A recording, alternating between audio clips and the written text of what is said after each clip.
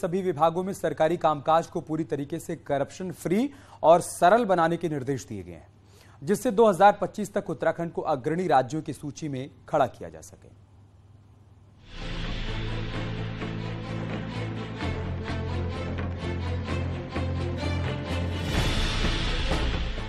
UP से अलग होकर बने उत्तराखंड में प्रशासनिक रिफॉर्म एक आवश्यकता भी रही है और पब्लिक डिमांड भी। इसके अलावा सरकार का लक्ष्य भी यही है कि 2025 तक उत्तराखंड को देश का अग्रणी राज्य बनाना है और इसके लिए जरूरी था चुस्त दुरुस्त सिस्टम।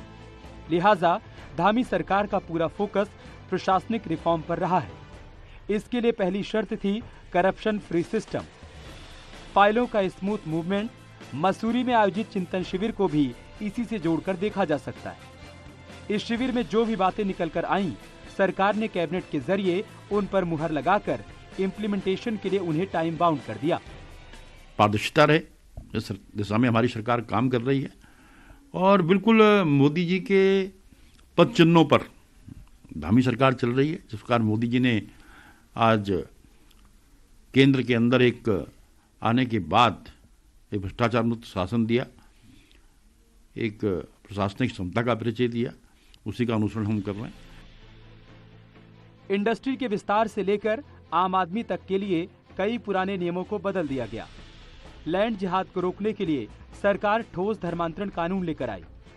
बहुप्रतीक्षित मांग ठोस भू कानून के साथ ही यूनिफॉर्म सिविल कोड पर भी काम हो रहा है। सरकार ने उद्योग से लेकर खेल नीति में परिवर्तन किया तो राज्य की नई सोलर नीति भी बनकर तैयार है।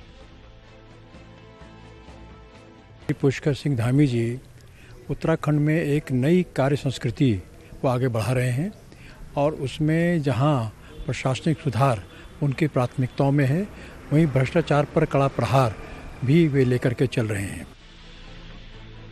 सरकार का जोर करप्शन फ्री सिस्टम पर रहा है। इस एक साल में भर्ती घोटाले में 55 आरोपियों को जेल भेजा गया तो रिश्वत लेने वाले 15 ऑफिसर्स को भी रंगे हाथों गिरफ्तार किया गया और अधिकारियों को अपने अपने विभागों में करप्शन फ्री वर्क कल्चर को बढ़ावा देने के निर्देश भी दिए गए। न्यूज़ 18 के लिए देहरादून से सुनील नवप्रभात की रिपोर्ट। जोशीमठ में 2 होटल्स को तोड़ने का काम मौसम साफ होने के बाद फिर से शुरू हो गया है। रविवार को भी होटल के ऊपर बनी हुई बड़ी बड़ी दीवारों को तोड़ने का काम शुरू किया गया, जिसके बाद मशीन से दीवारों के टुकड़ों को निकालकर सड़क पर गिराया गया। पिछले 10 दिनों से होटल तोड़ने का काम चल रहा है। अभी कुछ और दिन होटल तोड़ने में लग सकते हैं।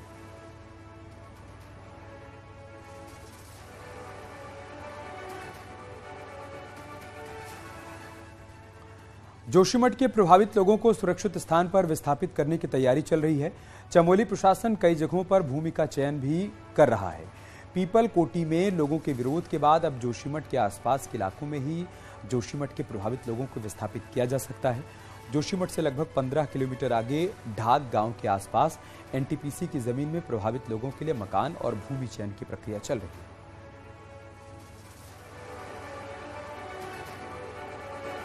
स्थानीय नागरिकों द्वारा ढाक की भूमि भी, जो एनटीपीसी की एक ढाक की भूमि है, उसका भी सुझाव दिया गया था कि उसको भी विस्थापन के लिए लिया जा सकता है। तो उसमें जियोलॉजिकल सर्वे ऑफ इंडिया के सर्वेक्षण में वो उचित पाई गई।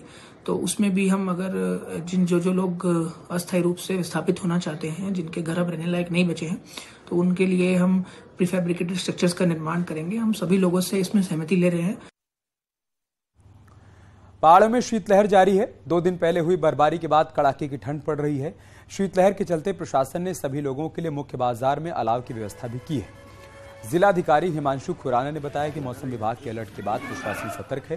प्रभावित इलाकों के लिए हर तरीके की सुविधाएं मुहैया करवाई जा रही हैं। ठंड से बचाने के लिए सबको हीटर की व्यवस्था भी कर दी गई है।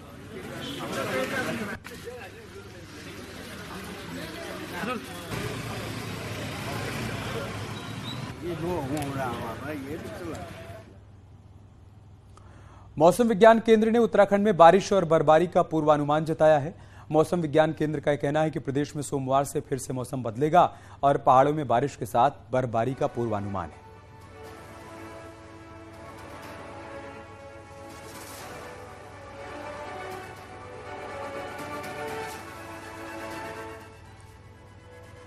जोशीमठ आपदा का असर दूसरे हिल स्टेशन और साथ ही पहाड़ के पर्यटन पर भी पड़ रहा है। पर्यटकों की संख्या में थोड़ी गिरावट देखी जा रही है। वहीं पर्यटकों की आकर्षित करने के लिए KMVN विशेष ऑफर अपने रेस्ट हाउसेस में दे रहा है, तो वहीं अपने मैनेजर्स को भी पर्यटकों को बिल में छूट देने का पावर दे रखा है। इसके साथ ही ऑफ सीजन में कारोबार बेहतर हो, इसके लिए होटल ऑनलाइन बुकिंग करने वाली कंपनियों के साथ टाई अप भी कर रहे हैं।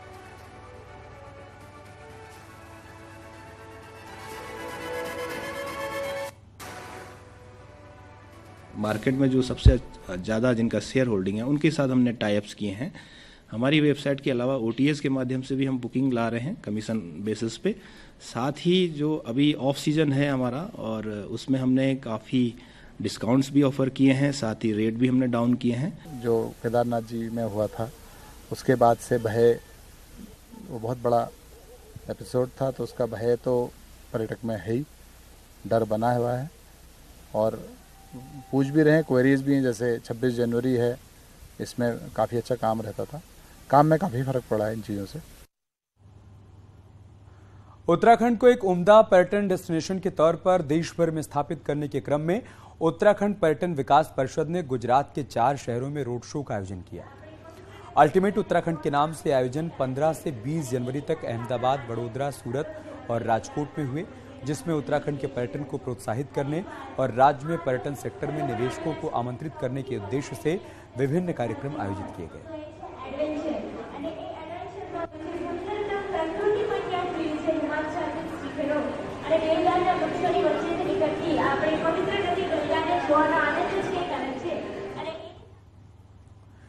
यूपी के पूर्व सीएम और समाजवादी पार्टी के अध्यक्ष अखिलेश यादव रविवार को हल्द्वानी के निजी दौरे पर रहे। एक शादी में शिरकत करने पहुंचे अखिलेश यादव ने पत्रकारों से बातचीत करते हुए कहा कि 2024 में समाजवादी पार्टी उत्तराखंड की 5 लोकसभा सीटों पर अपने प्रत्याशी उतारेगी। आपको बता दें कि समाजवादी पार्टी सिर्फ 2004 के लोकसभा चुनाव में हरिद्वार सीट जीती थी, लेकिन उसके बाद विधानसभा या लोकसभा के चुनाव में एक भी सीट नहीं जीत सकी।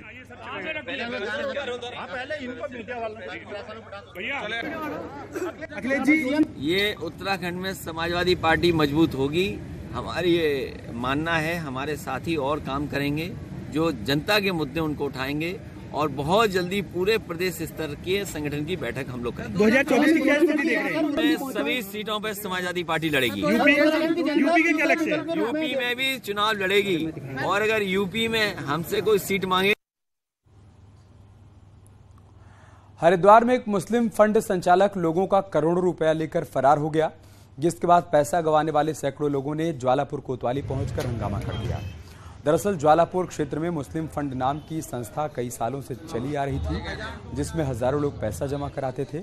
2 दिनों तक पैसा कलेक्शन करने वाला जब कोई एजेंट नहीं आया तो लोगों को संदेह हुआ और लोग मुस्लिम फंड के दफ्तर पहुंचे, जहां उन्हें पता चला कि संचालक अब्दुल रज्जाक सभी कर्मचारियों के साथ फरार हो गया। लोगों ने अब पुलिस से पूरे मामले की शिकायत की।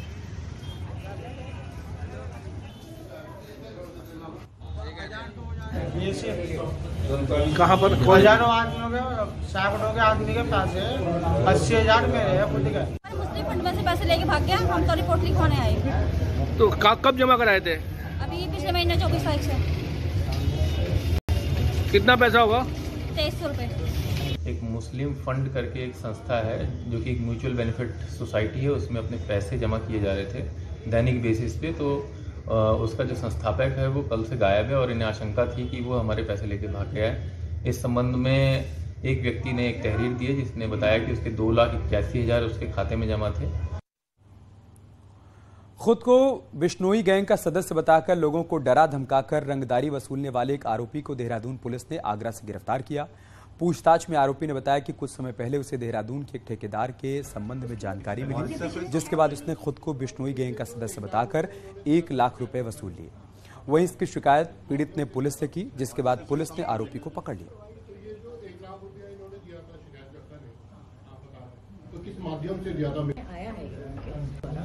उन्होंने बताया था कि मेरे से पिछले 2-3 दिन से मुझे फोन आ रहे हैं और मुझसे रंगदारी मांग रहा है, और स्वयं को बता रहा है कि मैं बिश्नोई गैंग से संबंधित हूँ। और साथ में फिर हमने जानकारी प्राप्त की तो फिर पता चला कि इन्होंने ऑलरेडी उससे डर के मारे उसको 1 लाख रुपया ट्रांसफर किया है 50-50 हजार के उसमें एक अकाउंट नंबर पे।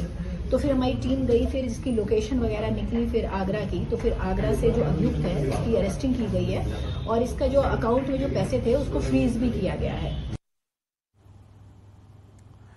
पटवारी भर्ती पेपर लीक मामले में आरोपियों की संपत्तियों को जब्त किया जा सकता है, जिसको लेकर एसआईटी ने आरोपियों की संपत्ति की जांच भी शुरू कर दी है। पेपर लीक मामले में अब तक 47 लाख रुपए बरामद भी किए जा चुके हैं, जबकि 8 आरोपियों को जेल भेजा जा चुका है।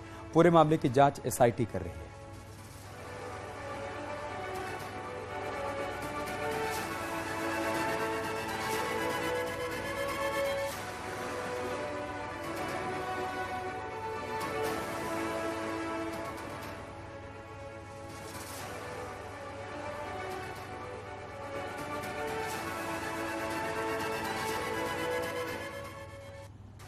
काशीपुर के कुंडा थाना क्षेत्र में चोरों ने ज्वेलर्स की दुकान का ताला तोड़कर लाखों की चोरी की घटना को अंजाम दिया। वहीं चोरों के ज्वेलर्स के दुकान में चोरी करने का सीसीटीवी फुटेज सामने आया। सूचना मिलने पर पहुंची पुलिस सीसीटीवी फुटेज के आधार पर चोरों की तलाश कर रही है।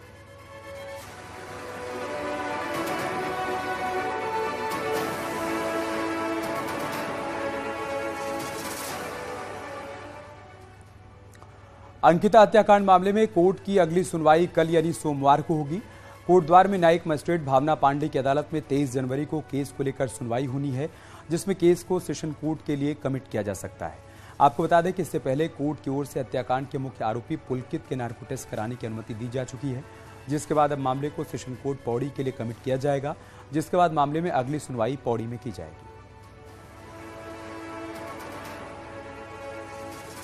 इसमें केस कमिट होकर माननीय जज साहब के यहाँ माननीय न्यायालय जो भी औपचारिकताएं हैं वो पूरी करने के बाद इसको सुपुर्द कर देगा, कमिट कर देगा केस को।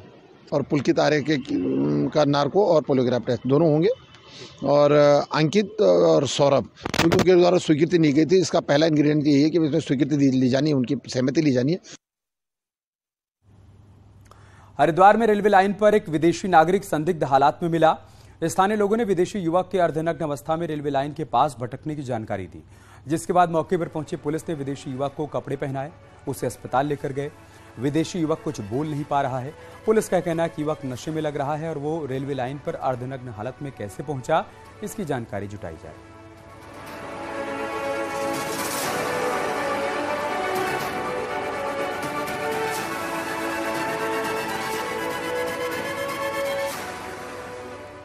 देहरादून स्मार्ट सिटी के तहत परेड ग्राउंड के आसपास की दीवारें ऐपड़ कला से रंगीन दिखाई दे रही हैं और खास बात यह है कि ऐपड़ पेंटिंग प्रतियोगिता में वो लोग भी शामिल हो रहे हैं जो ना तो उत्तराखंड के हैं और ना ही प्रोफेशनल पेंटर हैं।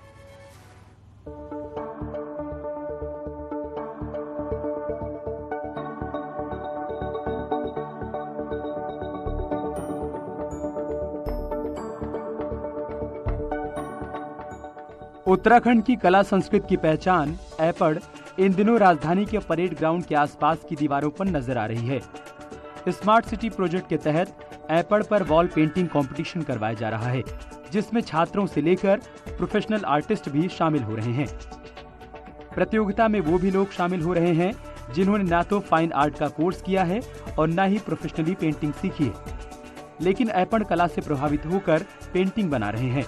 वहीं गढ़वाल और कुमाऊं कल्चर उनकी बनाई पेंटिंग्स में एक साथ दिखाई दे रहे हैं। स्मार्ट सिटी के इस कंपटीशन के विनर को इनाम भी दिया जाएगा।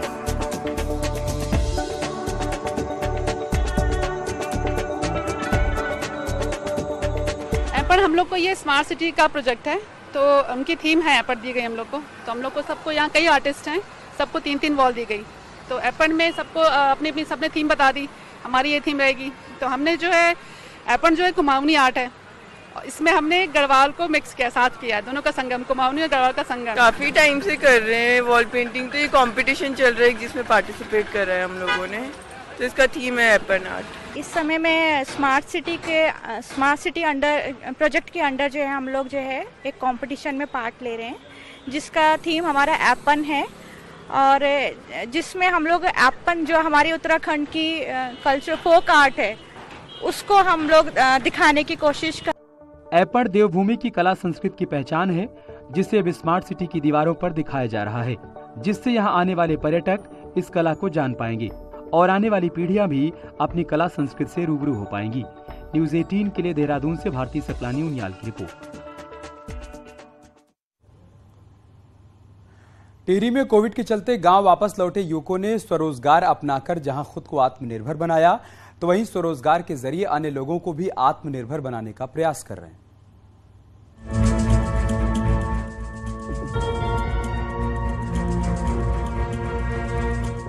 टिहरी जिले के घनसाली के अधिकतर युवा विदेशों में होटल लाइन में नौकरी करते हैं। कोविड के दौरान इन युवाओं को घर लौटना पड़ा, जिसमें से कुछ तो वापस लौट गए, लेकिन कुछ युवाओं ने गांव में ही रहकर स्वरोजगार शुरू कर दिया। द्वारी गांव के ऐसे एक युवा हैं नवीन नौटियाल, जो विदेश में होटल की नौकरी छोड़कर वापस लौटे और फिर कुछ दिक्कतों के बाद गांव में ही मधुमक्खी पालन और मशरूम उत्पादन का निर्णय किया। फिर ट्रेनिंग लेकर अपना काम शुरू किया। जो हमारा युवा वर्ग है, अगर वो स्वरोजगार की तरफ आना चाहे या किन्हीं विषम परिस्थितियों में उन्हें घर छोड़ के जाना पड़ रहा है, तो उनके लिए ये अच्छी पहल है। वो ये मौन पालन और मशरूम का अपना काम कर सकते हैं। शुरुआती दौर में कुछ कमियों के चलते नवीन को सफलता नहीं मिली, लेकिन उन्होंने कोशिश नहीं छोड़ी और कड़ी मेहनत के बाद उन्हें कामयाबी मिली। नवीन अब दूसरे लोगों को ट्रेनिंग देने के साथ ही आत्मनिर्भर बना रहे हैं। ये बहुत ही अच्छे इससे फायदे हो सकते हैं काश्तकार को, पर्यावरण को, और अपना रोजगार जो है आदमी जो है इसे समेट कर सकते। घनसाली के नवीन आज उन युवाओं के सामने बेहतरीन उदाहरण हैं, जो बेरोजगारी का बहाना बनाकर गांव से पलायन कर रहे हैं। वहीं अगर पहाड़ का युवा पहाड़ में ही स्वरोजगार से जुड़े, तो पहाड़ का पानी और पहाड़ की जवानी पहाड़ के काम आ सकती है। टिहरी से न्यूज 18 के लिए सौरभ सिंह की रिपोर्ट।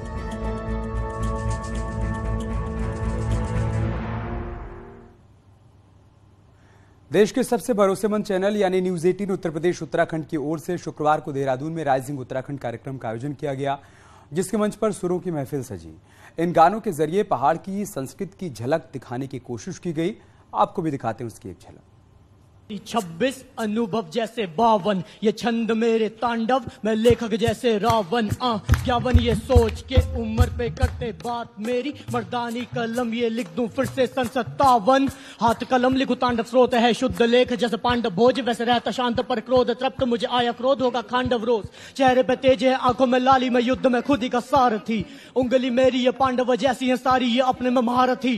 भारतीय मैं महानदी, मिलू संस्कृत से जैसे मैं फारसी। गाथा लिखूं सारी सच, जो जीवन के सब का सारथी। बातें ये कांटे की भांति, तभी न सबको भाती। भात जो खाते हो बिना चबाए, उन्हें क्या ही भाई चपाती। स्याही मानो मेरी मासी और कलम मेरी मासी। अधूरी बहने ये एक दूजे बिन बेटा इनका करामाती। खुद खोट खुद में खामी पसंद, मुझे कार्य करना नामी पसंद। करूँ अच्छा चाहे कितना भी खुद में, माँ की उसमें हामी पसंद। उम्र मेरी 26, अनुभव जैसे 52, ये छंद मेरे तांडव, मैं लेखक जैसे रावण। ज्ञावन ये सोच के उम्र पे करते बात मेरी, मर्दानी कलम ये लिख दूं फिर से सन 57। उम्र मेरी 26, अनुभव जैसे 52, ये छंद मेरे तांडव, मैं लेखक जैसे रावण। ज्ञावन ये सोच के उम्र पे करते बात मेरी, मर्दानी कलम ये लिख दूं फिर से सन 57। दानवीर मैं कर्ण सा, ज्ञान में मैं लंकेश सा। भक्ति मेरी प्रहलाद जैसी, मेरा क्रोध जैसे महादेव सा। कंस है सार तो मैं कृष्ण का हूं, जो चलाऊं मेरा चक्र बुराई को मिटाऊं। जो मैं लिखने पे आऊं शब्द आंखों का साव न कराऊं, मैं कुछ नया मैं सिखाऊं। नपतव मनसी मेलनम पदयुगलम ऋषिवर घोषिता। शीर्ष सस्य हिमगिरी मुकटम तरु वसनम तव संशोधिता। सत्य भाषणम प्राप्य प्रचारक क्रूर वर्धनम कथ्यते। काफिर बन बैठे काहिल एतराफ इनायत बख्श दे। ताने वाने देगा जमाने मत माने, जाने खुद को बस खुद को ही पहचाने। अने जाने करे लोग जो आए थे गिराने न सुनाने अफसाने, मेहनत को तो जाने। प्रेम हिंदी मेरी शुद्ध वर्तनी, संस्कृत पर भी जोर दिया। उर्दू संशुद्ध हिंदी को संस्कृत को मैंने जोड़ दिया। उम्र मेरी 26, अनुभव जैसे 52, ये छंद मेरे तांडव, मैं लेखक जैसे रावण। ज्ञावन ये सोच के उम्र पे करते बात मेरी, मर्दानी कलम ये लिख दूं फिर से सन 57। छम छम छम छमा छम छम छम ओ छम छम छम छमा छम छम छम छम ओ छमा पिनुरी का धुरा देवी छम छमा पड़ गो बरफ देवी छम छमा पिनुरी का धुरा देवी छम छमा पड़ गो बरफ देवी छम छमा तेरे भगवती देवी छम छमा सबकी तरफ देवी छम छमा तेरे भगवती देवी छम क्षमा सबकी तरफ देवी छम ओ क्षमा पिनुरी का धुरा देवी छम क्षमा देणे भगवती देवी छम छम छम छम क्षमा छम छम छम ओ छम छम छम क्षमा छम छम छम छम वल्ला डाड़ा पल्ला डाड़ा बीच में बर्फ छम वल्ला डाड़ा पल्ला डाड़ा बीच में बर्फ छम सुर सुर बयालो चलो चमकीरो छ घाम छम सुर सुर बयालो चलो चमकीरो छ घाम छम हाँ चमकीरो छ घाम छम हाँ चमकीरो छ घाम छम छम छम छम ओ क्षमा पिनुरी का धुरा देवी छम क्षमा पड़ी गो बर्फ देवी छम क्षमा पिनुरी का धुरा देवी छम। धन्यवाद धन्यवाद। थल की बाजार थल की बाजार थल की बाजार थल की बाजार वे काने बाली यो बिंदुली का पाली देखी बसिटी ताली बजूची पूरी थल की बाजार बजूची सिटी थल की बाजार वे लाल चुन्नी कुर्ती या तेरी काली। यार रुके एक छोटे से ब्रेक के लिए, जल्द लौटेंगे कुछ और खबरों के साथ।